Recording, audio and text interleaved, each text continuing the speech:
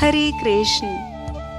भक्तजनों, आत्मा चेतन है और परमात्मा चेतना का भंडार है।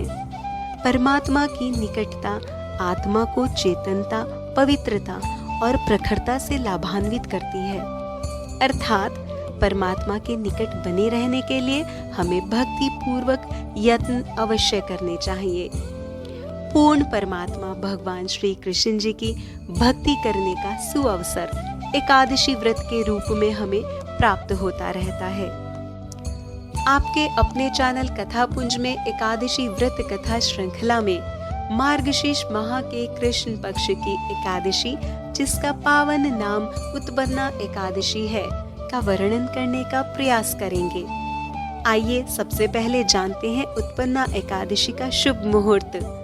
उत्पन्ना एकादशी के व्रत की पालन तिथि 30 नवंबर 2021 दिन मंगलवार होगी और एकादशी तिथि का आरंभ होगा 30 नवंबर 2021 दिन मंगलवार प्रातः 4:17 से।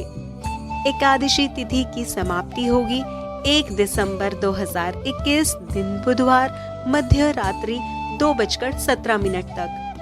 एकादशी व्रत के पारण का समय होगा 1 दिसंबर 2021 प्रातः 7:34 से 9:01 तक। उत्पन्ना एकादशी के महात्म्य के अनुसार कोई भी भक्तजन यदि एकादशी की उत्पत्ति और महात्म्य को पठन और श्रवण करता है, वह अनेकों सुखों को भोग कर अंत में श्री हरि विष्णु लोक को जाता है। एकादशी व्रत का आरंभ करने वाले भक्तजन उत्पन्ना एकादशी से अपने एकादशी व्रतों का शुभ आरंभ कर सकते हैं। धर्मात्मा मनुष्यों को शुक्ल और कृष्ण दोनों पक्षों की एकादशियों को समान समझना चाहिए। अश्वमेध यज्ञ करने से जो फल प्राप्त होते हैं, उससे 100 गुना फल एकादशी व्रत के उपवास से प्राप्त होते हैं। कन्यादान, भूमिदान, अन्नदान आदि से भी श्रेष्ठ एकादशी के व्रत में उपवास और दान का पुण्य लाभ होता है। भक्त वत्सल भगवान श्री कृष्ण जी महाराज युधिष्ठिर जी के आग्रह करने पर मार्गशीर्ष माह कृष्ण पक्ष की पवित्र उत्पन्ना एकादशी का महात्म्य और कथा सुनाते हुए सभी पांडव पुत्रों से कहते हैं कि प्राचीन समय की बात है। सतयुग में मुर नामक एक भयानक दैत्य उत्पन्न हुआ। उसने इंद्र आदि देवताओं को पराजित कर उनके लोक पर अपना आधिपत्य स्थापित कर लिया। उसके आतंक से भयभीत होकर सभी देवतागण भगवान विष्णु जी की स्तुति करते हुए उनके समक्ष क्षीर सागर में पहुँचे और विनती करते हुए सभी एक स्वर में बोले कि हे भगवान, हे शरणागत वत्सल, आप हमारी रक्षा कीजिए। हे कृपालु, आप इस संसार के पालनहार हैं, सबको शांति प्रदान करने वाले हैं। आकाश, पाताल, पितामह ब्रह्मा, सूर्य, चंद्र, अग्नि, सामग्री, होम, आहुति, मंत्र, तंत्र, जप, यज्ञ, कर्म, कर्ता, भोक्ता आप ही हैं। आप सर्वस्व हैं, आप सर्वव्यापक हैं। हे भगवान, दैत्यों ने हमको हराकर स्वर्ग से निष्कासित कर दिया। हम भयभीत हैं। मुर नाम के भयानक राक्षस से हमारी रक्षा कीजिए। इंद्र आदि देवताओं के वचन सुनकर भगवान बोले कि उस मायावी दैत्य का क्या परिचय है जिसने आप सभी को भयग्रस्त कर दिया। ऐसा सुनकर इंद्र देवता बोले कि प्राचीन समय में नाड़ी जंग नामक राक्षस था। उसके महापराक्रमी और लोक विख्यात मुर नामक एक पुत्र हुआ। उसकी चंद्रावती नाम की नगरी है। सभी देवताओं को स्वर्ग से निकालकर मुर ने अपना अधिकार जमा लिया है। हे असुर निकंदन, उस दुष्ट से हमारी रक्षा कीजिए। यह सुनकर भगवान विष्णु जी ने देवताओं सहित चंद्रावती नगरी की ओर प्रस्थान किया। रणभूमि में भगवान श्री हरि विष्णु जी शरणागत के रक्षक स्वयं मुर नाम के राक्षस के सामने युद्ध के लिए प्रस्तुत हुए। भगवान श्री हरि विष्णु जी के प्रहारों से मुर का शरीर छिन्न भिन्न हो गया, परंतु वह मृत्यु को प्राप्त ही नहीं हुआ। दोनों के बीच कई सहस्त्र वर्षों तक मल्ल युद्ध चलता रहा। भगवान अपनी दिव्य लीला के कारण युद्ध में थककर बद्रिकाश्रम चले गए और वहां पर हेमवती नाम की 12 योजन लंबी और एक ही द्वार वाली गुफा में जाकर विश्राम करने लगे। मुर नाम का राक्षस उनके पीछे पीछे वहां आ गया और भगवान श्री हरि विष्णु जी को निद्रा में देखकर उनको मारने के लिए उद्यत हुआ। तभी भगवान श्री जगन्नाथ श्री हरि विष्णु जी के शरीर से एक उज्जवल कांतिमय रूप वाली दिव्य देवी का प्राकट्य हुआ।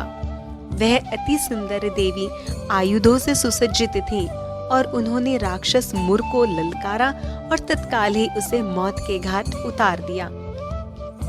भगवान विष्णु जी जब अपनी निद्रा से जगे तो अपने समक्ष उन्होंने वह देवी स्वरूप कन्या को पाया।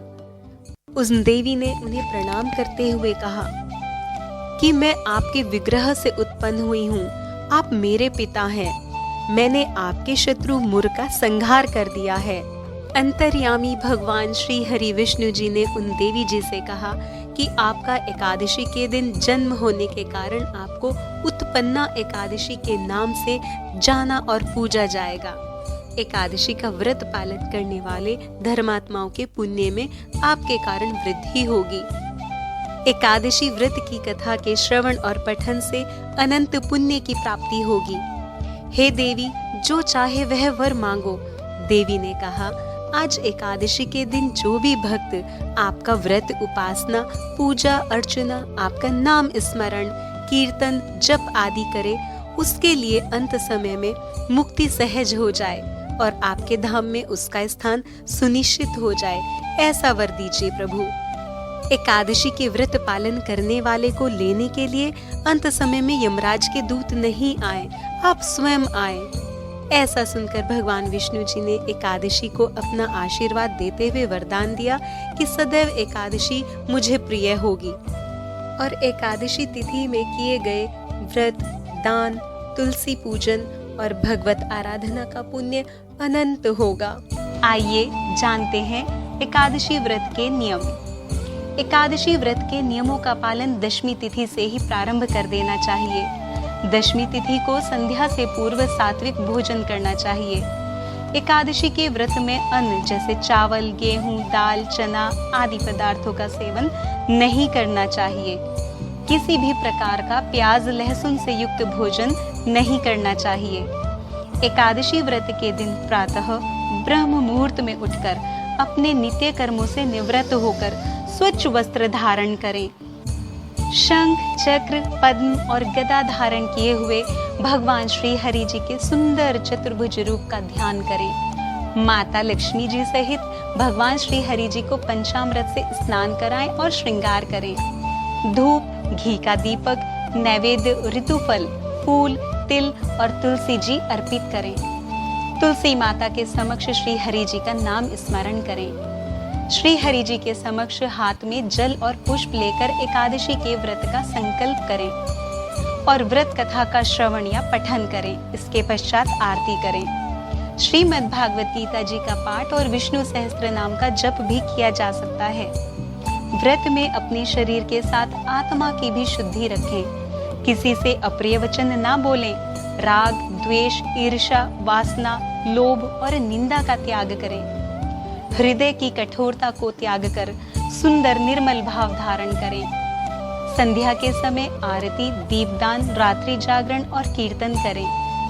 आरती के पश्चात एकादशी का फलाहारी प्रसाद ग्रहण किया जा सकता है।